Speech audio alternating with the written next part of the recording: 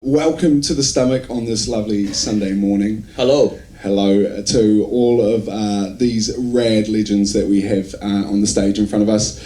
Peter actually doesn't have much time left with us this morning, so I'm pretty much going to throw it over to Peter. Let him tell us a bit about Meltdown Records, the origins. There's a lot to say about it, so go for it. Oh, thanks, Jordan. A real pleasure to be here, and actually it is a real pleasure to be back in Palmerston North. This is a town that really has supported music all this time, right? Right back way back when the City Council was supporting us, they still are today. It's a really active music scene, and a lot of great musos have come out of here, so really pleased to be part of it. And now the Meltdown started because I was running the MUSA, Massey University Student Association, running all the social events, and I got a bit ambitious with what I was promising on the program, and I suddenly realised I was one gig short, and I had run out of budget, so I thought we'd do a battle of the bands, and seemed like a good idea, and I thought, what could we offer as a prize? And I just said a record contract. I didn't really know what a record contract meant. And everyone loved it. They thought, they've got all these entries, and it was fantastic. The judges got really drunk and voted Dosage B as a winner. Incorrect. Incorrect. It wasn't. It was George Nepier's band. Oh, no, true. The Mannequins did come Mannequins first. was first, yeah. Yeah, they did, true. You came second, as usual. For some reason, I thought it was third. But third, okay. But Karen Hay was the judge, and she looked a bit confused as to why she was there, or how she'd actually got there, or what she was listening to, but she did it in good humour and left quite quickly afterwards. Anyway, we got these bands who were the winners, and then we had to sort out how to do a record contract, and so we decided to take more of a collective approach, and we all went round to my flat. Do you remember? You were there? Yeah. And we all sat in the lounge and drank a lot, and the only name we could remember the next morning was Meltdown, which I think George Nepier did think of. I think. I don't know the origin. No, but it was definitely that night. Yeah, sounds like a good one though. Meltdown after the night, you guys. Yeah, that's a Meltdown night. Yeah, and then we just said, how hard can it be to start a record company? And what we'll do is we'll just get some money, make a record, distribute it globally, promote the bands and tour them everywhere. While I was doing a full-time PhD and running all the social events at Massey, it couldn't be that hard, could it? Easy as. And then the next thing that really sank it, though, unfortunately, was the cover artwork of Dosage B, that big yellow record, right? Everyone thought it was a promotional record for the Automobile Association because of the yellow and black colouring. It was a bit of, but then what happened is that the bands, everyone just sort of congregated and started doing stuff together, and it was more a collective, really. It was more like just spontaneous. It was not like organised or anything. It just happened, and then people would help, and the student union always had spaces, and people could play there, and then commercial hotel and other venues opened up, and just people flocked to it because they liked doing it, and it just sort of grew organically, right? And it had no structure. And it got a bit confusing for a while because a lot of people thought I was Roger Shepherd's younger brother, and that I'd been kicked out of the Dunedin scene and vanished to Palmerston North. So we had to correct them on that. But it was just really nice people, really everyone chipping in, and then we just managed to chip it all together, and then we thought we'd go big time and really get us on the map and organise a Rheineck Rock Festival to fund it long term, and it turns out that wasn't a good idea. But if that had happened, we probably would have still would have gone on to try and be a real proper record label. But unfortunately, it didn't, and so we sort of ended up having to fold the label, which was a real shame. But as you saw last night, a lot of great bands were in that era and are still friends and still. Churning out the music, and a couple of people went on to greater heights out of Meltdown. He over there, with Fat Freddy's, and Alan Gregg from Mutton Birds, and so we had a few, but if we'd had a few more years, I just get the feeling we could have, gone global. Still time. Anyway, over to you, Jordan. Oh, awesome. I know that you had to run off really quickly, so I skipped everyone doing a quick introduction of themselves. We could start back with you and come back down the line. Talk about your involvement with Messy Radio, the creation of the Stomach, and also how Meltdown had a part in all of that as well. Okay, well, so I'm Peter Shepherd. I grew up in a little place called Te Hapua by Cape Reinga, and when I first came to Massey, I was so shy to talk. I couldn't talk to people. Literally couldn't talk to people. You wouldn't know it today, would you? But yeah, and I got I started off in a computing degree at Massey actually, but that's pretty boring. So I switched to chemistry. So I did a degree in chemistry, and then now I do biology as a living. And but while I was there, I was I ran the social events for 5 years at Massey, the capping and orientation, all of those things we used to do back then. Like drink the pub dry, champagne breakfast. It's different now. It's definitely different. Yeah, now. Manawatu pub crawl in a bus. Those. I remember the toga parties. Toga parties. Oh, the toga parties. Yeah, people weren't very good at tying knots on their sheets, were they? But so that was me for 5 years, and then Meltdown, and then trying to do a PhD in my spare time. And I was also on the university council as a student rep when we voted to buy the land at Albany. Wow. And so that was a really interesting time for Massey, because I was really keen for it and voted for it, and got kicked off the student union because they didn't think it was a really good idea. So and now Albany campus is a thing. It is a thing. It is a thing. Yeah. Anyway, that's me. Over to Jeremy. I'm Jeremy Corbett, born in Westport, so you big city folk, kind of intimidating. Massey University was, I did a degree, apparently. There was computing in it, didn't find it boring. Some people call it boring because it's too challenging, and they go and do something, more of the normal sciences, not the new stuff, cutting edge.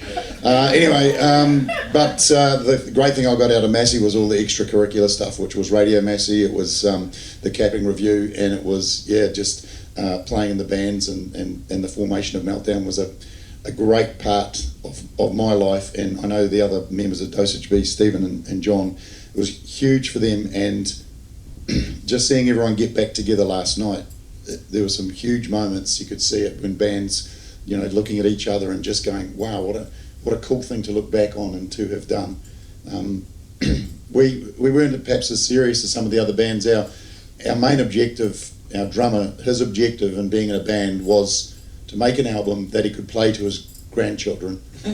His first granddaughter is due to be born next month, so he's going to fulfill the prophecy. So for those of you who like their circles neatly tied, that's happened, and yes, wonderful times, and credit to you, Peter, for getting it together and making it happen. It's so wonderful seeing all the number of albums that came out of that short time, and the quality. I was going to ask Peter, in fact you may have this question, Jordan. I was asked, is there a Palmerston North sound? Oh. I think you guys really laid the foundation for that. There is definitely a Palmerston North sound, and thank you guys for all of that. Tell us about what you think about the Palmerston North sound. And I also wanted to say quickly, Jeremy, that there is still a big poster of you in the middle of the Massey concourse saying computing degree, and I had a little giggle to myself actually. It's I get teased about that. There's two things that my comedy friends in Auckland know, is that I used to swim competitively, and that I was a computer programmer, and they say that I continually bring those things up. So if you're ever talking to any of those comedians, just mention that about me and they will love it, because they think it's hilarious. And yes, some people have sent me photos standing next to that poster, usually with the letters W, T and F connected. Yeah, but the next best thing is right underneath that poster every single day is a speaker for radio control. So you are the face of radio control up at the Massey concourse still. Palmy Sound, I think that was your question. Palmy Sound. Oh, Palmy Sound. Well, actually, no, it was just freeform, and I think the Dunedin sound, they were trying to make a sound, and then every album tried to be like that sound, and it sort of self-formed, and it was a bit more random here and chaos, and so I think it was the sound of fun. Yeah, it was the sound of fun. I think we showed last night the diversity of the sound. 10 different bands and 10 different sounds. Really, it was pretty cool. Yeah, I think this yellow bike took over from Meltdown. Basically, there's a Palmy attitude. And it permeates all kinds of different sounds. Yeah. But it's like when I was around, when we were kicking off, Flying Nun ruled the country, and all the bands from Palmy would send them tapes and stuff, and they just said nah. Yeah. And so we thought, oh fuck it, we'll just do our own thing. And so we set up this, got our own studio, made our own records, and left the country and toured the world. It was just, it was not saying fuck you to them, but it was basically saying, we will do our own thing, this is us. Go your road, mate. Yeah, They pretty much ruled it in the day. Flying Nun like everywhere. Yeah, I wish I had been related to Roger Shepherd. I thought you were. Oh, awesome. Anyone else got a bit to say about their time in the beginning with the beginning bands and that kind of Meltdown record era? Well, I did my first demo here, 35 years ago. And it was nothing like this. I'm blown away by how it's grown. And I think the master's are still here somewhere, but which I need back by the way. I'll do that. I keep getting a random email from somebody saying, we have something here of yours, and blah, blah, blah. For the last 20 years. But. Didn't we play the opening night here? Wow. Primitive Best? Yeah. Maybe, I don't remember. I think we did, yeah. Yeah, because the Meltdown was sort of coming to an end and the Stomach was just starting. Yeah. With Primitive Best just dovetailed a little bit there, so we may well have done. Yeah, we started in 88, 89. John Barnes from the council was at the gig last night. Twisted his arm into coming.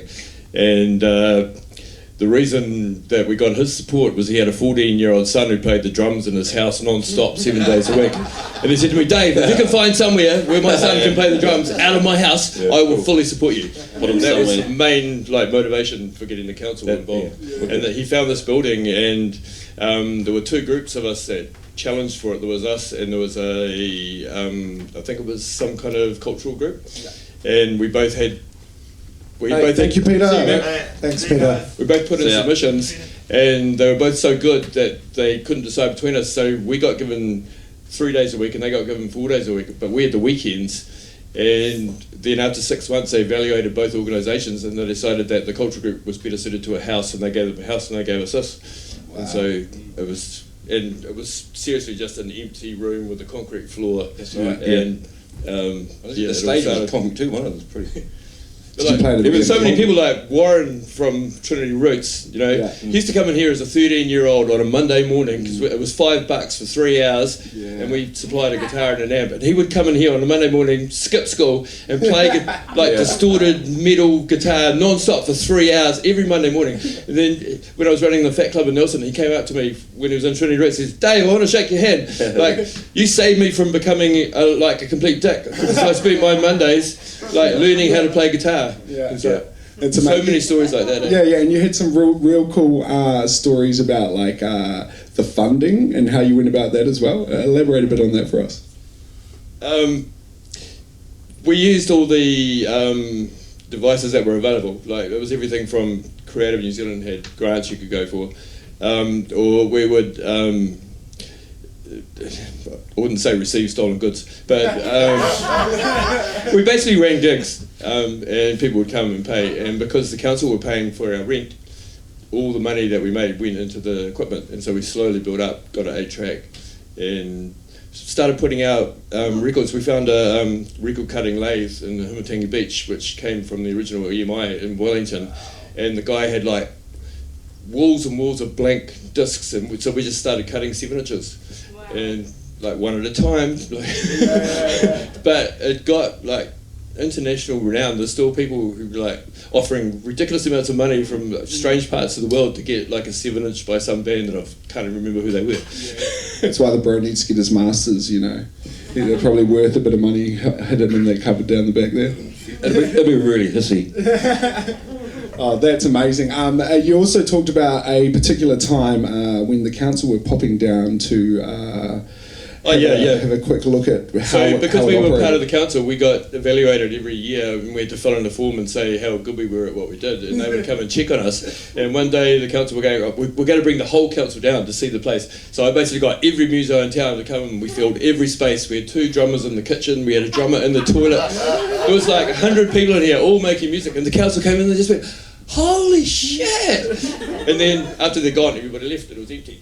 If they come back like half an hour later, there'd be 1 band in here, like there normally was. But, you know, we knew how to work the system, and the system loved us. Yeah, absolutely. You guys have created such a beautiful space for us all. We all got to grow up with this. You got to come back last year and record with Harry Lilly and see a direct product of like the kind of influence that you've all had on the community, and see the way that DIY kind of attitude still exists. For sure. Is there any questions from the audience at the moment? I'd love to hear some questions. Finish the intros. Oh yes, we haven't even got through the intros, have we? My bad. See, this is yeah. Library. This is Palmy, mate. This is Palmy. We'll do it how we want. I love that. Yes, we can continue on the intro. I'm very sorry. We're up. You finished? Oh yeah, I'm from Greymouth, which is slightly south of Westport. Sick. It's definitely a South Island thing in Palmerston North. I don't know why that is. And I came here in '81.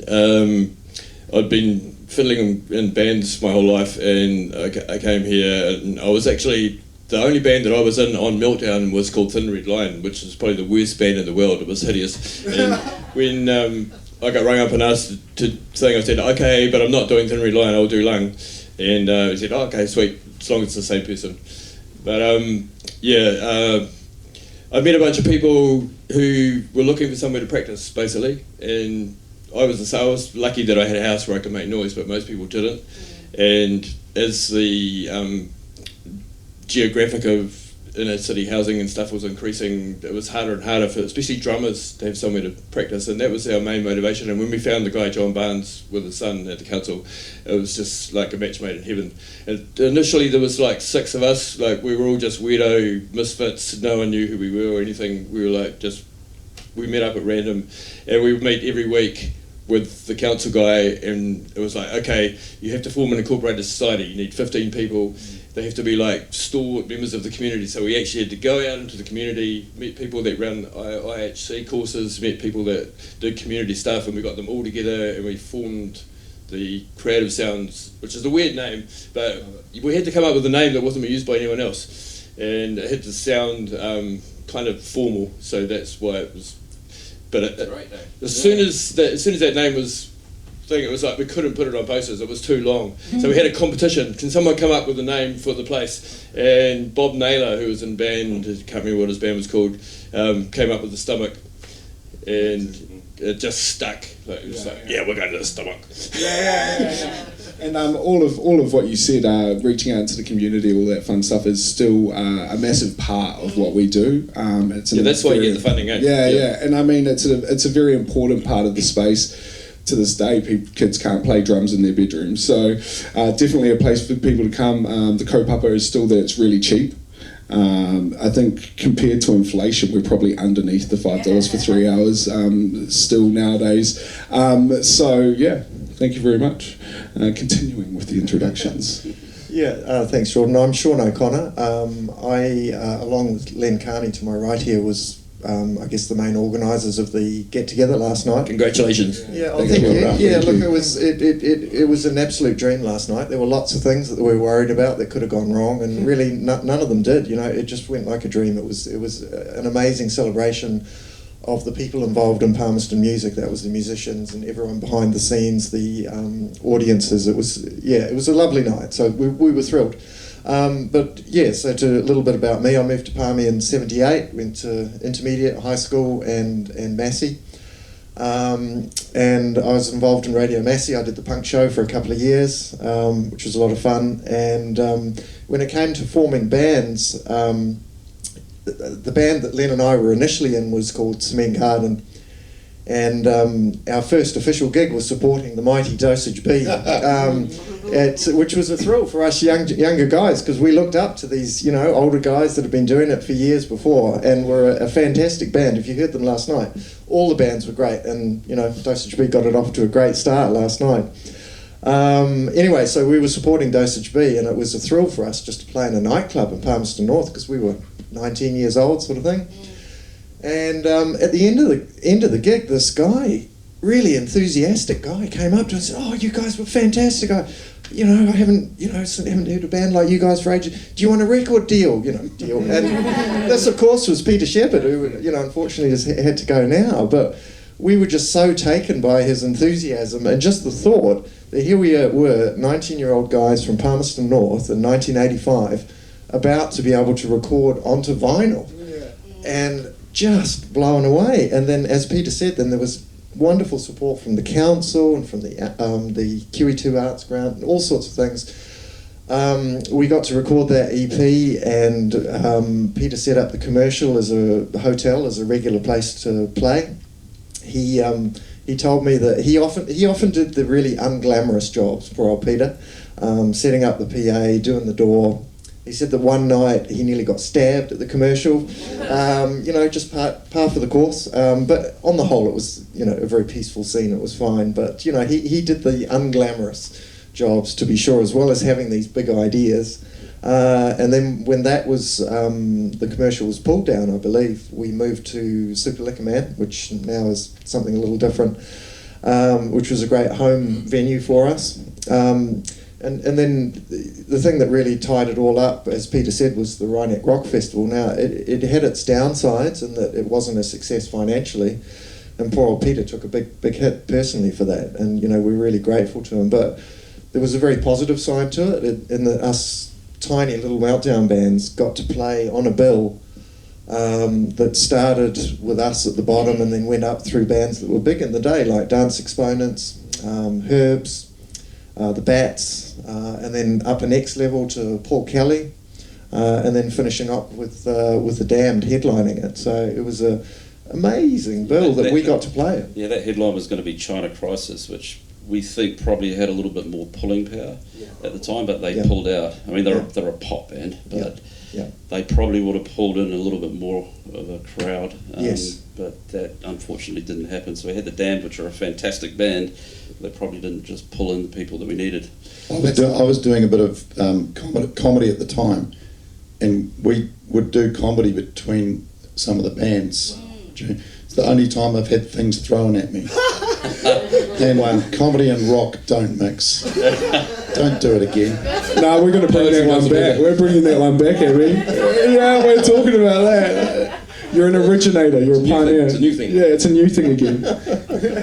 Yeah, but it's kind of sad that there's a lot of negative associations with that, because there is a lot of positives as well. But as Len said, I think if we'd had China Crisis, who had a broader appeal, you're quite right, because we had 1,000 people in, and there was about that number just outside the sports stadium listening and hadn't come in to pay. If they'd come in, then would have broken even. So it was a real shame. But still, for us little bands to get to play on a huge stage, a big PA, again, it was a big thumbs up to Peter. And and then towards the end there, around that 88, 89 era, that's when the Stomach came into play. And as Len said, we may have played in the opening night there with a subsequent band, Primitive Best. And it was just amazing to see again Palmerston North, this little city, has come up with the goods for musicians again. And remember how everyone used to sit on the floor? Yeah, Still absolutely. It was so, we had no seats. We pulled the couches out especially, they're usually to the back.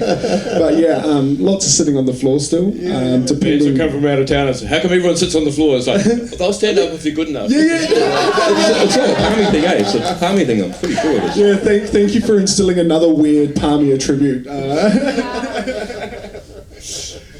But how amazing is it in this little city that there are all the support for musicians. If we'd grown up in, I don't know, Napier, I'm sorry not to be down on Napier, but, a city of a similar size, we wouldn't have had these opportunities. That's thanks to the council, the Stomach, Massey, Radio Massey as it was back in the day, the Students' Council, and, people like Pete putting these amazing things together for us. So feel pretty privileged. Yeah. Absolutely. Yeah, thank you, Sean. Yeah, okay. Len Carney, I was born in Palmerston North. I started... Yeah. Swamp creatures. Yeah, musically, I aspired to be a drummer. I started playing when I was 14 years old. And I guess my dream was to get in a band and make a record. So I went through those early years of drumming, teaching myself. There wasn't really any depth of tuition available in the town, or Palmerston North at that time. So it's very much self-taught, like most drummers.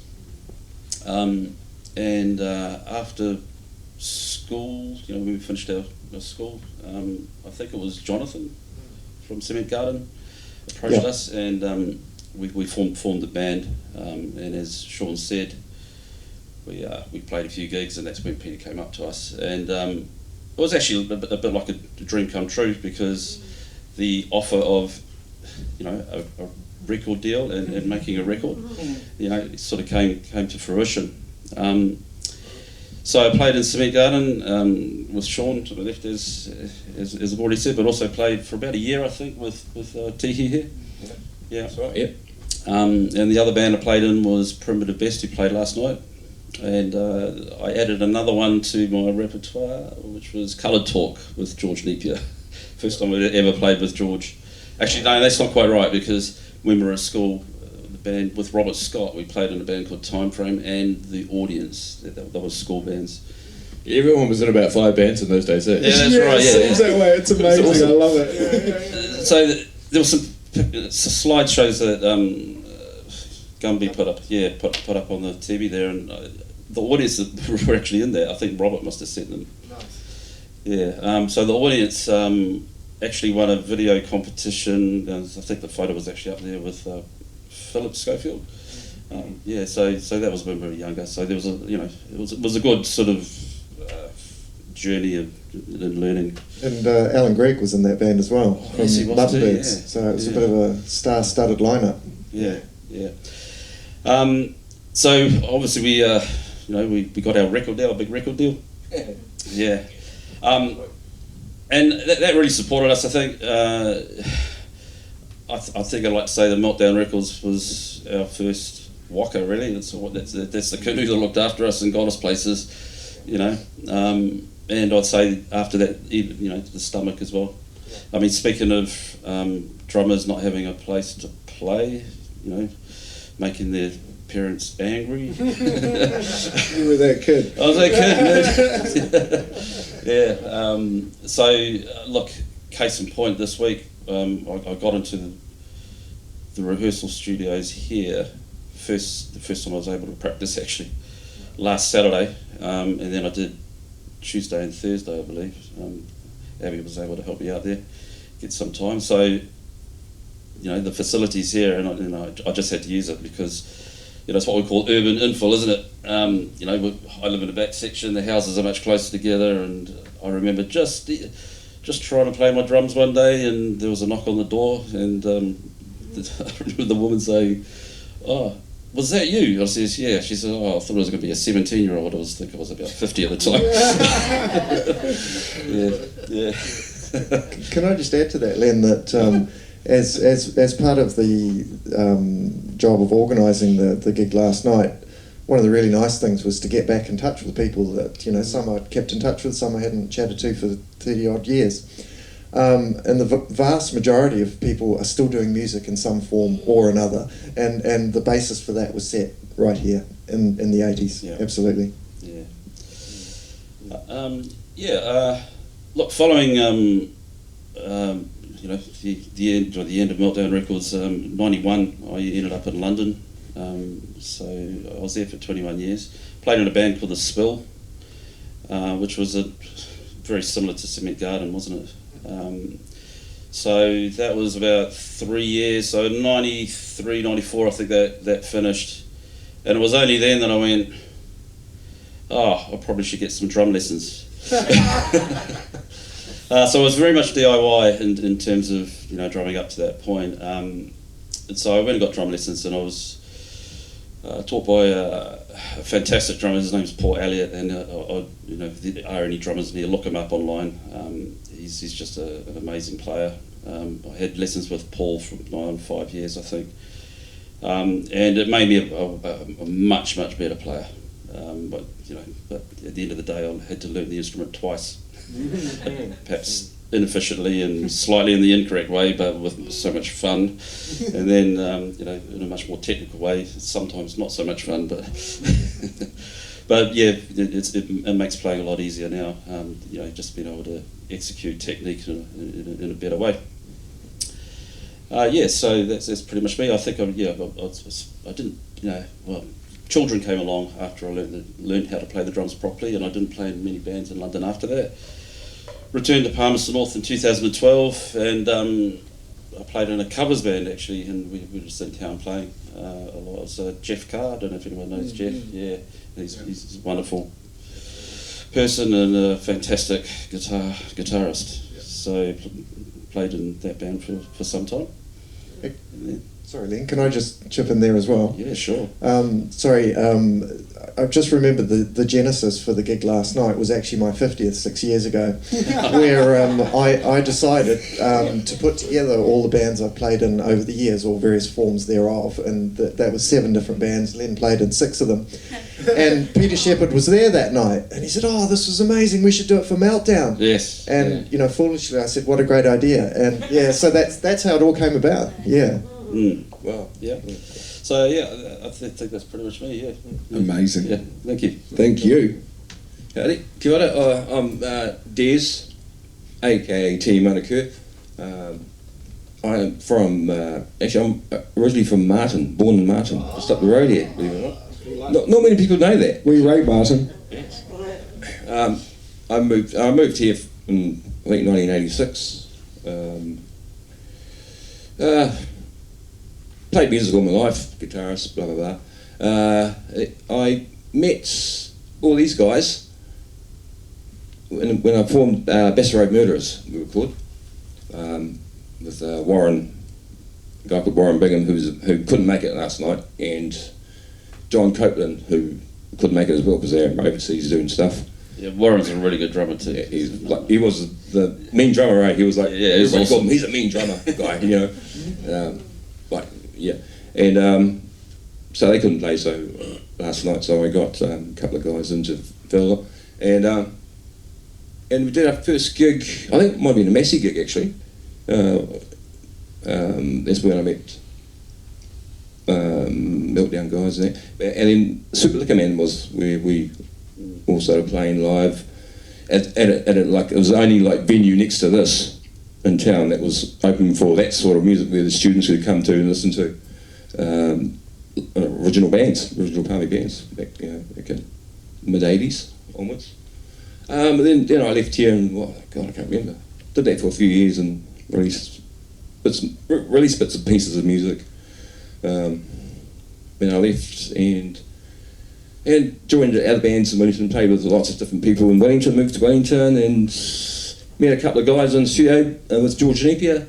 We worked together for a couple of years and we had this idea coming up with electronic music, and I started a group with Freddy and then we just went from there and just escalated and went around the world and did silly stuff, played lots of music, met lots of cool people, and came back here. It's awesome.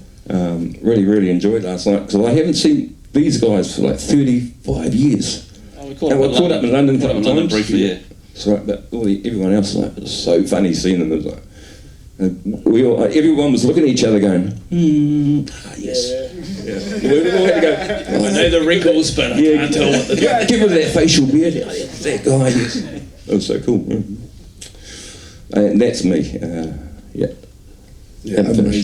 amazing. You've all done such great stuff post Meltdown Records.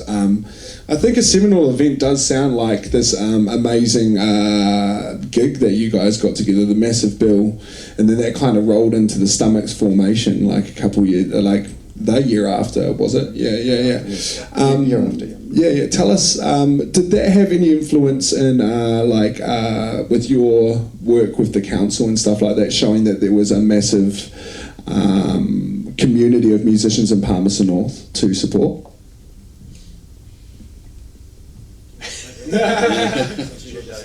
Yes. I'm just throwing it out. I think every town has people trying to make music. It can be hard and it can be easy. Everyone that wants to do it figures out a way to do it. We just made it so easy. You could walk in here with nothing, use our guitar, our amp, teach yourself how to play guitar, or come to one of our guitar lessons, meet other people, form a band. You could do that whole thing and come out of that with a record and still have no instruments and no actual proper so-called learning or whatever. The whole thing was available here for you, and it still is, but on a way grander level. When we came into our album last year for Lung, I just could not believe I'm how impressed. good digital works. I'm really impressed about what's happened here. It's had an upgrade. Last time I was here, it was just a little 16-track mixer. Yeah. It was 16-track mixer, 8-track, real. We were really stoked when we got an ADAT, which was digital. So when we sent it off to make CDs, we had the proper format. But now people laugh. It's like, what is an ADAT? It's a great facility. But this place could have been called the Enabler. Yeah. You could come in here with nothing and go out with a record. Yeah. Yeah, we've only just been introduced to it, coming in here for a couple of practices, but we're just blown away, just all of us wandering through here, because Dosage B, when we started, Stephen, the drummer, his dad owned the Hire Centre, so that's where we practiced, at the Hire Centre in Waldegrave Street, surrounded by chainsaws and leaf blowers, and if we'd been smart, we would have used them as instruments and got a bit ahead of the game, but we didn't, and having this is so incredible. And my other point that I was going to say is, it's not just in music, but in pretty much every creative endeavour. Palmy's been a great seeding station, if you want. In the media that I work in, so many people have come out of Palmy, and I often get asked why that is. And you can jokingly say, well, it's raining outside, so but it's more than that.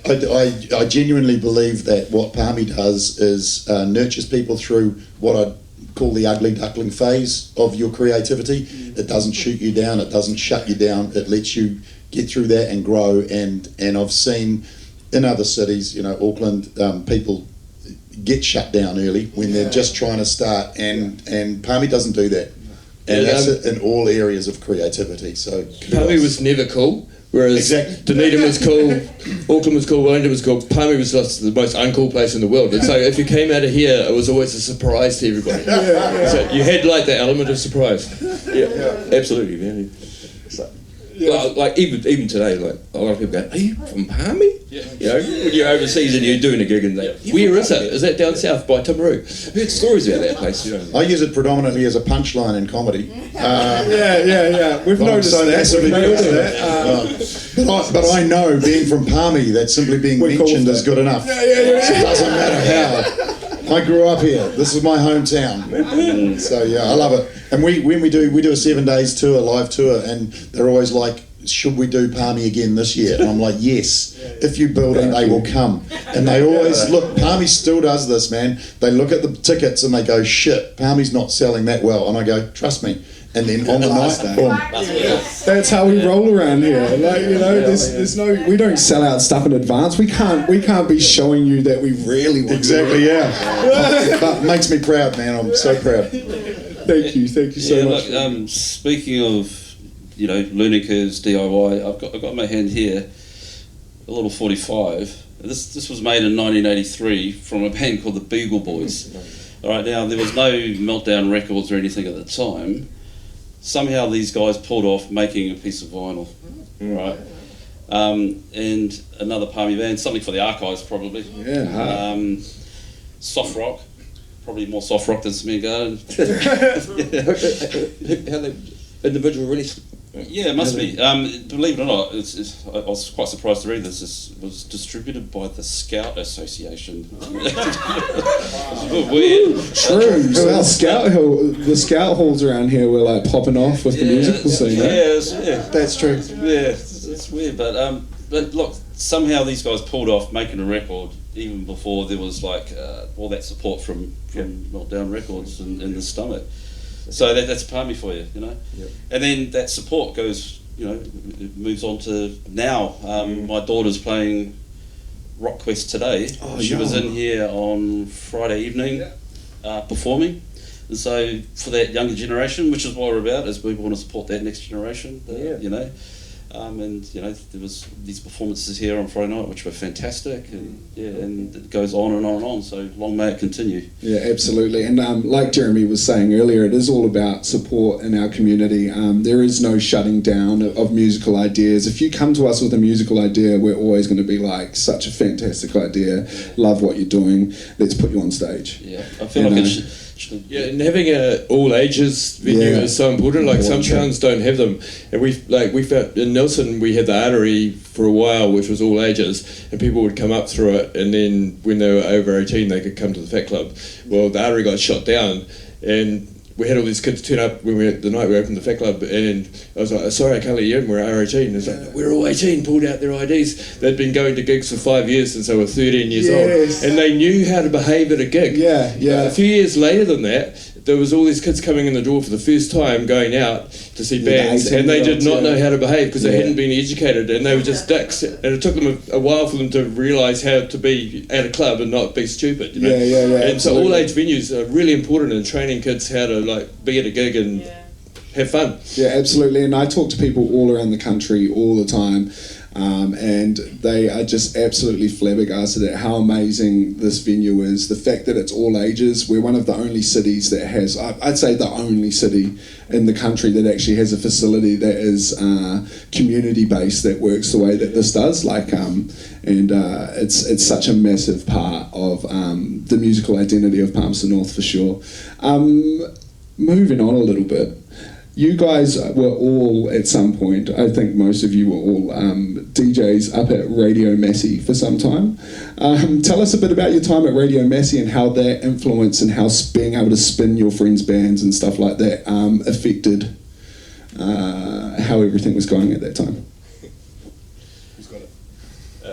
I'm trying to think of the word. There's a word which means you just like, all you do is like, put your own music onto other people and like enjoy doing it, and you might only have one person listening, but I remember I used to play like the most ridiculous combinations of songs. I'd try and line songs up between each other that just was so apart from each other. I had a 3-hour show every Thursday morning, I think it was, and it was just so much fun to just go and just do whatever I wanted. You get people ringing up your saying, show. what was that?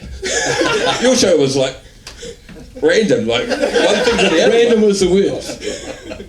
Where did you get that from, Zoe? Because I would get sent tapes from all kinds of people, like from Poland and stuff like that, and I'd put this stuff on and it'd be in Polish. And people were like, what did you just play? I just played you some I think you could call it death metal, but I'm not quite sure. Yeah, that's amazing. And how did that also affect your musical taste, being able to have a facility where people are sending you music from all over the world? And my musical taste has always been bad. I think for myself, as well as doing the punk show, I did a few general shows as well, and what was great about that link between Radio Massey and the music scene is it just felt all part of the same thing. There were a lot of us guys doing it.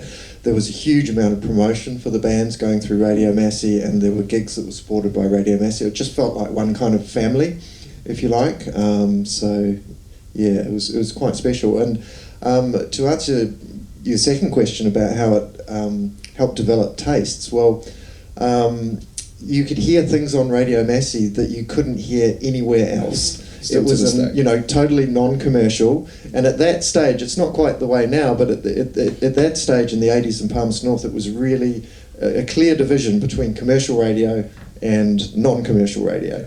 And so what you were hearing on Radio Massey, I would sometimes be listening, and I would do that thing. I'd ring up and say, "What was that?" And that really you develop your taste by hearing things that you wouldn't have been able to hear anywhere else. Yeah, the thing with the town at the time, we had the stomach, we had this recording studio, we had the practice rooms, we had the media, we had Valve magazine, we had John Saunders at the Standard that would write a story about any band that you just send him a photo and he's like, oh, I'll write a story about it. And we'd get like a huge full page thing. It was just ridiculous. We had DM Ward, who was there last night, who took amazing photos and then would give you the photos so you didn't need to pay to get photos for your advertising. It was just, and we had Radio Massive, we had all the elements to make a whole scene right here in our town. And those elements continue today, Jeremy? Oh, no, saying there was actually a physical connection between Radio Massey and bands when I was there, because you'd play in the social hall and then wade through an inch of beer straight up to Radio Massey, which was at the back of the social hall. And it was just, dinky office. Right next to each other. It was amazing. I was terrible on Radio Massey. I had terrible taste. I got a really embarrassing story. Tell us. So I liked, there's ZZ Top, there's a song of theirs, and I loved it as a guitarist, because this is the early days of stereo and FM, right? And as Billy Gibbons, the guitarist, his solo would go from left to right speaker and go back and forth, and I loved playing that, I loved hearing it, so I'd play it on Radio Massey, and people don't believe me, I didn't know what the song was about, I didn't know this particular phrase, and I couldn't understand why the women's collective was so angry at me, because I thought I was quite a liberal, open sort of a guy. But they hated me, and apparently one of the reasons was I kept playing this song. And I'd go, I love this song, because of course for me it was that guitar bit. The song was called Pearl Necklace. I didn't know. As an addendum to that story, as my current job, because ZZ Top was touring recently, I interviewed Billy Gibbons. Wow. And I told him that story. Yes. And he had the best line, he said, try explaining it to your mother. So and of course once I realised I stopped playing it, but I was a dick. I think that was a more of a you just didn't know in that particular situation. I was ignorant. Innocent. I was ignorant. Yourselves, did you jump up on and DJ up on the radio? Or? For me, I was mostly there for interviews, but I never DJ'd there, so. No, I wasn't a DJ. I was on the other side making requests to Sean's punk show. Can you please play the Cult? Not a punk band. That's right. Or the Cure. I guess it's post-punk. It's got punk in the name, Goth and stuff. But I found, like, it was like the most influential. The different types of music that the DJs were playing back then was quite refreshing. And it influenced me a lot in what I was to become as a creator in music, I thought. I loved it. Yeah. Sorry, Tehi. But I think it wasn't just, when you think perhaps Radio Massey back in the 80s, you tend to think of alternative music. But that's true, that was the mainstay, but there were so many specialist shows. So there was jazz and blues, there was classical, there was world music. My boss at the time was a older guy, loved classical music. He listened to just that show because it was the only place he could listen to classical music FM stereo in the time. So it was a really broad palette that Radio Massey had back in the day. Yeah, and we still try our best to have that broad range of DJs doing a whole bunch of different stuff. The jazz show's been going since its inception. Same blokes running the show since the 80s. Really? Yeah, they're killing it. They're still going hard. They run jazz shows every single Thursday down the road here at Viva Cafe as well. We've got an Afrobeat show. Not classical so much nowadays. I think that has its own FM band nowadays. And Radio Massey used to do crazy things, like Hamish was there last night playing in Earwigs Under Fire. When he was running it, we would get a truck and chuck our band on the back, or a couple of bands, and we'd go around all the high schools and just play outside their front door at lunchtime. It was totally illegal. The teachers would come out and say, shut up, go away, and we'd just play as many songs as we could until we got kicked out. And we'd drive to the next high school. And the high school kids loved us. And then they'd come to the gigs at the Stomach because they'd seen us on a truck with a big, large plastic dinosaur. I think we were going to do something similar, not so renegade though. Pulling up straight out. Little generator. See you later. Thank you so much, Jeremy. Thanks for your support, Jeremy. Awesome. Yeah, absolute legend. Great being here. Thanks, man. Yes. Oh, sorry, Jeremy. Yeah. It's a cute tote bag. I forgot to give Peter one. Perfect. Sweet, mate. Oh, We'll have to great. get one to Peter somehow. Yeah, Yeah, we'll yeah. post Thank it. you very much. Use the postal The service. postal Well, we'll service. definitely be back. So Suits you, bro. Thanks, mate. See you, mate. Thank you very much. Yeah, I guess can kind of wrap it up a bit, and if you guys have got any other little stories you'd like to add to that beautiful time in Palmerston North history, and I'd like to thank you on behalf of the Palmerston North community for the legacy that you guys have left, the kaupapa of all of the things that you have left behind as well. They're all massive and they're all really important. So, ngā mihi. Thank you all. Thank you. Thank you. Thanks very much, John. It's been a privilege to be back here. Thank you. Yeah, and just one last thing, Gillian down here, who gave us the support from the council. Yeah. Just want to make a personal thanks to you. Yeah. Thank you. Thanks so much. Anyone else involved in the council, can't remember everyone's name, but thank you. Joyce?